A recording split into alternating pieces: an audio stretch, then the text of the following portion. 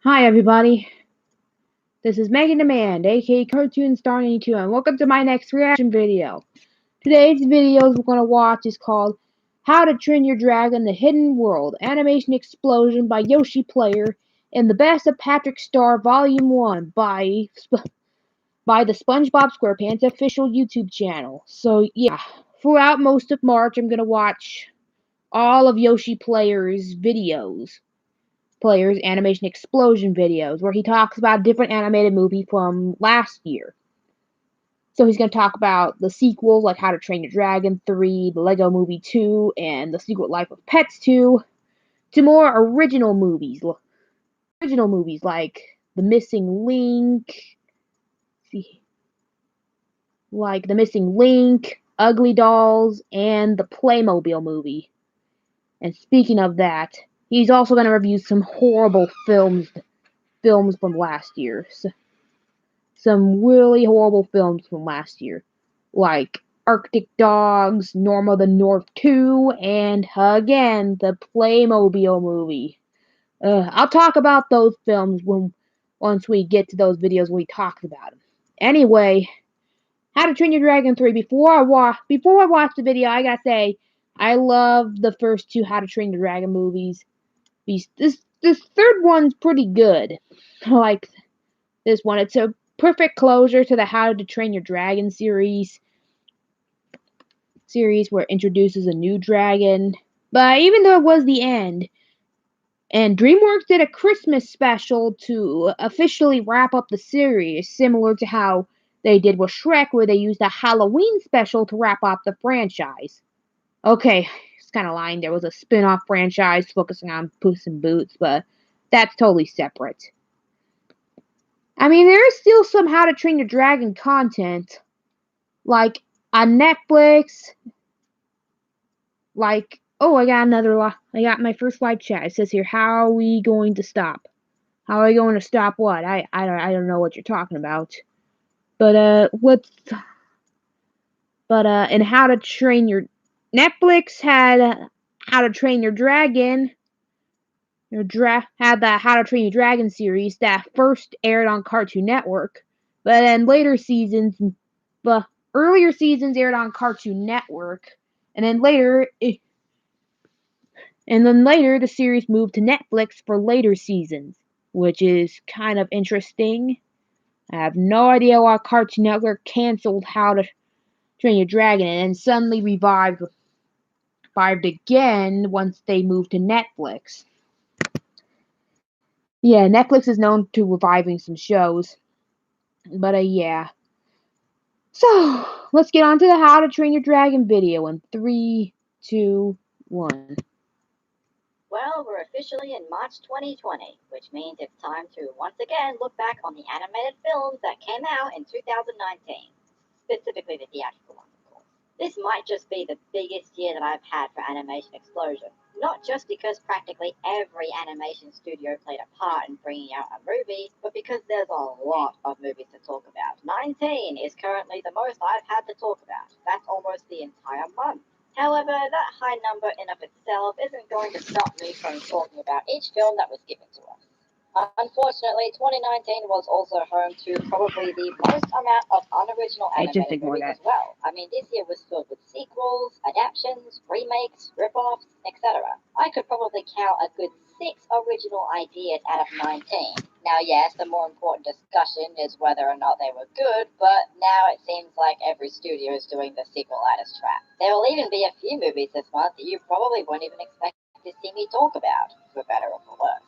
But like I said, if it's a theatrical release in any way, shape, or form, that counts as a film to be reviewed in this marathon. What about It's Steven Universe the movie? DreamWorks, Laika, That got a theatrical release like Sky 2 times. seeing as how they didn't even One have an only animated had appeared in one theater for one day, Now keep in mind and the other is a sing-along order version that's released part in of Stay Foam Australia, events. since I often like Yeah. to follow my country's own Does that count? Also keep in mind that a lot of these videos will have spoilers, but warnings will be applied in videos that actually have them. So sit back, grab some popcorn, and get yourself comfortable. It's Animation Explosion 2020 edition. Okay, awesome. So let's start this year off with not the Lego Movie 2 like everyone else got, but rather the third and final installment of the Dragons franchise, How to Train Your Dragon: The Hidden World. Yes, the It's final interesting to think installment. about why this movie was released almost 2 months earlier in Australia than in the United States. Could it be due to a deal between Universal and the Australian Film Corporation? Or were DreamWorks just nice enough to give Aussies an early munch of presumably their last good movie for a long time? Anywho, Probably. it shouldn't come off as a surprise that I'm a big fan of the Dragons franchise. Me The too. first one was a surprisingly spectacular film, and this is coming from someone who's not all familiar with the books. What's crazy is that it took a lot of cliches I usually can't stand and somehow managed to make them work really well. The sequel is one of my favorite DreamWorks films of all time. I love it so much. You love How to Train Your Dragon too? Me too. Which is why it No pun really intended. breaks my heart to admit that, as a finale to one of my favorite franchises of the decade, Hidden World came and went on a somewhat sour note. Now, that's not to say this movie's bad, far from it, but it suffers one major problem that I feel makes it the worst film in the trilogy. That and a few other minor things as well. It begins shortly after the events of the second film, where the Birkins are welcoming more dragons into their village, and Hiccup is getting used to his new role as chief. But when an evil dragon hunter named Grimmel wants to kill Toothless and take the other dragons captive, the Birkins decide to leave the place in order to find a safer place to live. All of which are unaware that Grimmel has sent out a light fury to woo Toothless and tease him enough so he can capture him. Already the plot sounds Yes, the female eerily dragon similar was to the used to concept of capture the second movie, Toothless. in which Drago Well, was try to using an capture alpha to Toothless. control the other dragons and take over Berk. I don't mind a repeated conflict if it had enough twists and turns to make it engaging, but instead it just goes straight down the cliched and predictable route. How to Train a Dragon 3 definitely feels like the Toy Story 3 of the franchise, and I don't mean that in a very positive way. When it comes to the story as is, it also raises a lot of questions. Why doesn't Grimmel just kill Toothless? If he claims that he's killed every single Night Fury on the planet, then why doesn't he just go right in and kill Toothless instead of just teasing him with a pretty girl dragon that Toothless immediately has the hots for? It'd Yeah, probably be a that lot confused me too. quicker Why and did he would do prevent that? him from getting noticed. His motivation seemed pathetically one note as well, as he's only doing this for self-praise and not for a revenge plot or anything that would make sense in context of his goals. And speaking of Toothless, it feels bizarrely out of character that he would immediately fall for the Light Fury the second he sees her. And what makes this element even I don't know, more I thought it was baffling kinda is that cute. Toothless only spends about 4 minutes of screen time with her before deciding he wants to leave Hiccup and spend the rest of his life with her. Most evident when he gets his new tail. I know Toothless I do has like been searching for Toothless's more of new his kind tail. for a long Pretty time, awesome. but think about what he's done in the other two movies. He went against nature's intended rules to protect Hiccup and stand proud as Alpha of the Dragons. It just doesn't seem right that his character would instantly do this in a brief period of time. And this partakes in what is easily the movie's biggest flaw. It feels like its own separate story that tries to throw everything that was achieved in the first two movies out of the window. The first two movies were all about challenging preconceived notions by having an unlikely bond between a Viking and a dragon, and both species have been at each other's throats for generations. Hiccup and Toothless managed to accomplish things that nobody ever could. You know, the dragon fights make me think of other monster fights from other shows and movies. So when you have a finale Like the that one from contradicts Japan, what for was learned in instance. the movies that came before it, I begin to question if this movie had any rewrites at all. This series has been all about making Vikings believe that dragons are not actually monsters, but giant cat-like creatures that can be tamed and loved. This point was even proven to Valka in the second movie, where she does learn that humans can change and adapt to dragons despite history's nature intended. I know the dragon riders are supposed to learn to not be so reliant on their dragons, but what does that imply when the same movie has Toothless wanting to leave Hiccup and then all the dragons leaving because of this carbon copy villain from the second movie? And with that said, let's talk about the ending. Okay. After the villain is presumably killed, you can't convince me he just ran right here with no explanation. The Vikings decide that dragons can't live in peace with them as long as many horrible people in the world continue to hunt them down, so the dragons leave towards the hidden world. And I mean every single dragon. At first, I wasn't really bothered by the ending. I thought, okay, it makes sense. Not all humans are going to adapt to dragons, and it makes sense for them to hide until humanity can change. It But makes then I watched sense. this video from a YouTuber known as True Ruins, and she mentions this.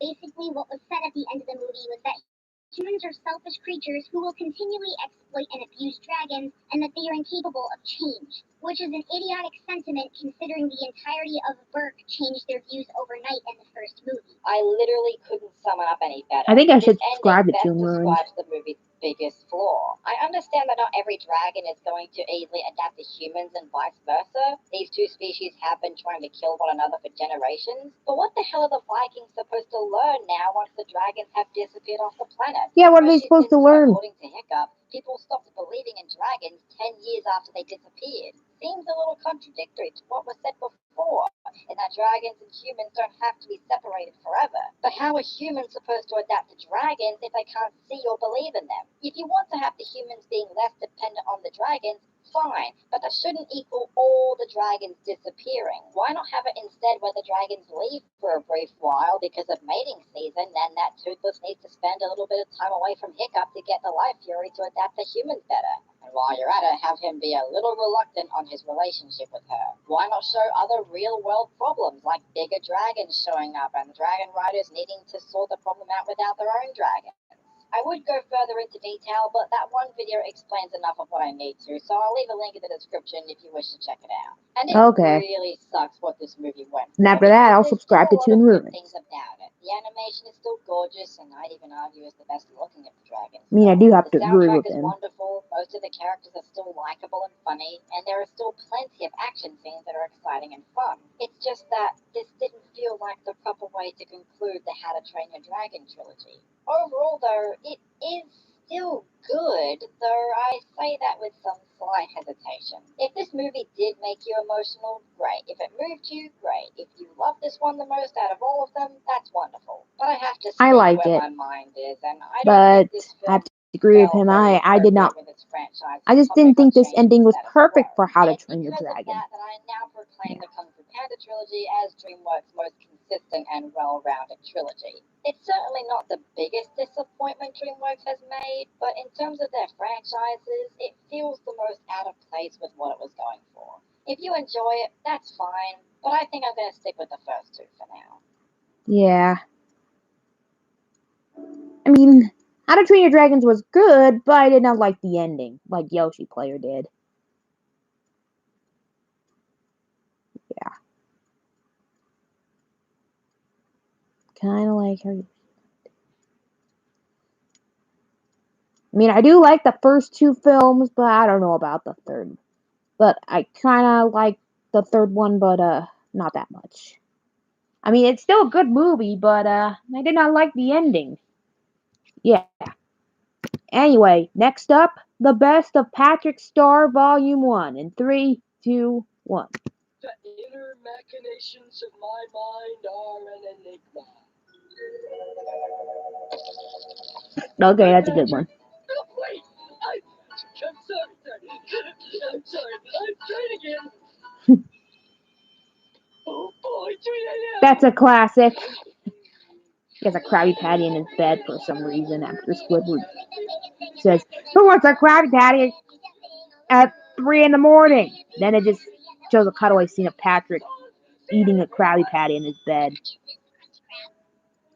Oh, this is Patrick. This was an internet meme. I saw a YouTube poop of this where he says this is Patrick, but all the stuff is replaced from the movie 300. You don't know what 300 is? It's a movie based off of a graphic novel, and it's known for the meme "This is Sparta," and also the stupid Spartan remixes. Familiar to me. I just saw you though. Yeah. No, it's not mine. It is yours. I'm trying to be a good person and return it to you. Yeah, Manway's trying to be a good guy. Hi, SpongeBob, what? I don't know! You crack me up, Patrick. Oh, great, the Finland thing!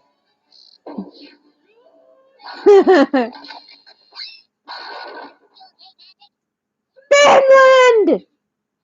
I knew he was gonna say that. Oh no, the part where Patrick told the others to push Bikini Bottom, but they got squished by the worm. Oh man, they didn't show the part where they got squished by the worm. You were supposed to say hi to me. Hi.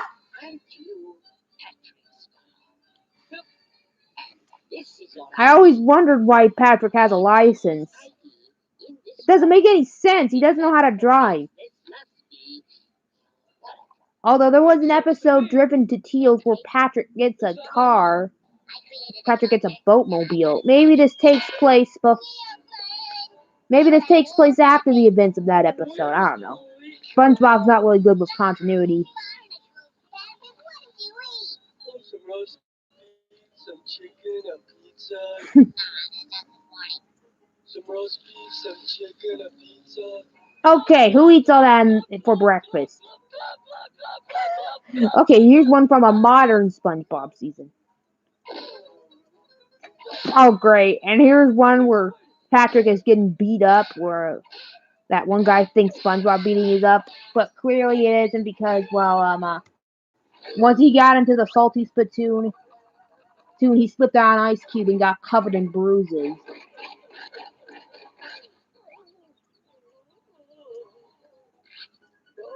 So, I wonder how that's happening. Maybe there's an invisible person showing up and decides to beat up Patrick. Which is weird. There's Patrick! Is this the night vision part? Yeah, it's a night vision part. Yeah. How long have you had that? Remember that flashlight I stuck in my ear? Oh, yeah. Well, I guess it worked its way into my brain. That's kind of weird. Shoot, the batteries are dead. Oh Whoever's the owner of the white sedan, you'll have your lights on. man, this moment. This is from the episode that brought us moments like, is mayonnaise an instrument? The lid. The lid. The lid.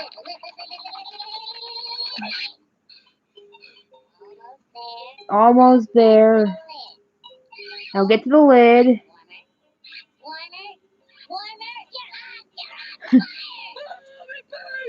Not like that. Not on fire like that.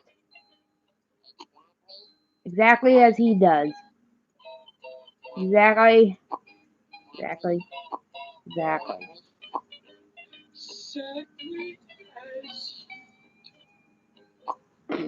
Oh no, I broke it. It's not broken, you idiot.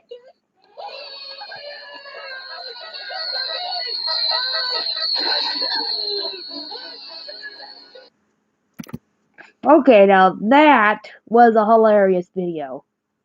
Okay, so that was my reaction to Yoshi Plays review on How to Train Your Dragon 3 and The Best of Patrick Volume 1. Okay. Okay, that was a good reaction video. Now, tune in tomorrow where Yoshi Player will review another take a look at another animation explosion video where Yoshi Player will review yet another animated movie. I wonder which one it is. Probably the Lego Movie 2, because that came out first, I think. Yeah, probably. So yeah, thanks for watching, and I'll see you in the next video. Bye.